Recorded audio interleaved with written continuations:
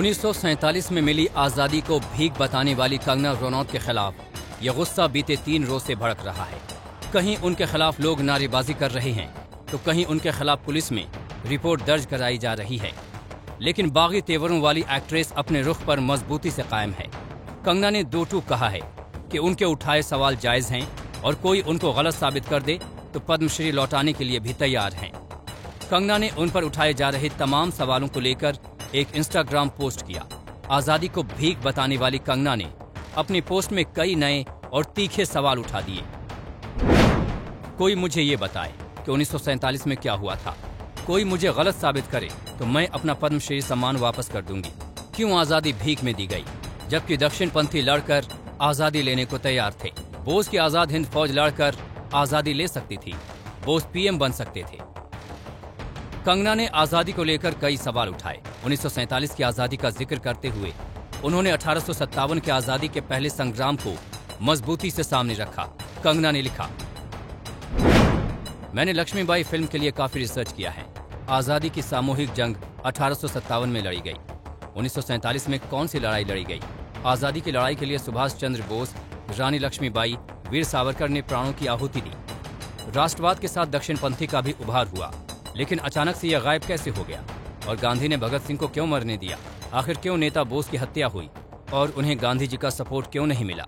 क्यों बंटवारे की रेखा अंग्रेज द्वारा खींची गई? आजादी की खुशियां मनाने की बजाय भारतीय एक दूसरे को मार रहे थे। मुझे इन सभी सवालों के जवाब चाहिए। कंगना का हर तरफ विरोध हो रहा है, लेकिन राजस्थान के एक पूर्व बीजेपी मंत्री का उनको समर्थन मिला। उनकी भी बातों को गहराई में जाएंगे तो उनका कहना था कि केवल कांग्रेस यदि इसका अपना सारा श्रेय लेना चाहती है तो कांग्रेस का उसमें भूमिका रही है, लेकिन केवल कांग्रेस के कारण ही आज़ादी मिली है। इस प्रकार नहीं, हमारे वीर और कई वीरों ने अपने बलिदान दिए हैं, कईयों ने त्याग किया। तात्या टोपे से लेकर के मंगल पांडे और इतिहास पूरे लोगों का है। बीजेपी के नेता भी खुलकर कंगना का साथ नहीं दे पा रहे और कांग्रेस ने तो देश भर में उनके खिलाफ मोर्चा खोल दिया है। उनके खिलाफ पुलिस शिकायतों की झड़ी लग गई है। पाली में महिला कांग्रेस ने थाने में शिकायत देकर केस दर्ज करने की मांग की। अंबाला में इंडियन नेशनल लोक दल ने भी उनके खिलाफ पुलिस से शिकायत की। मुंबई में कांग्रेस के वर्कर कंगना के खिलाफ सड़कों पर उतरे। ये कहा कि 1947 साल को जो आजादी मिली देश को, ये भीख में मिली थी।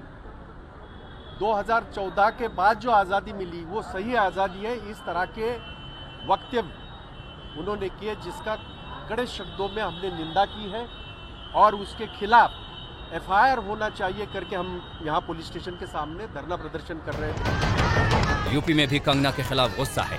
यहाँ महिला कांग्रेस ने सड़कों पर उतरकर कंगना के खिलाफ प्रदर्शन किया और उनसे पद्मश्री वापस लेने की मांग की। बड़ी बात यह है कि खुद कंगना के घर में उनका विरोध हो रहा है। ये मंडी की तस्वीरें हैं जहां कंगना के बेतुके बयान को लेकर उनके खिलाफ प्रदर्शन हो रहा है और उनका पुतला फूंका जा रहा है। रनौत ने शहीदों का पूरा अपमान किया है।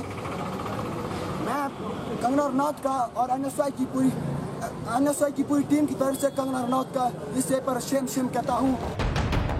कंगना आजादी की बहस को नए मुकाम पर ले जाना चाहती हैं। उनके उठाए सवाल किसी न किसी रूप में पहले भी उठते रहे हैं, लेकिन अब लगता है ये बहस नए सिरे से शुरू होगी। ब्यूरो रिपोर्ट, आज तक।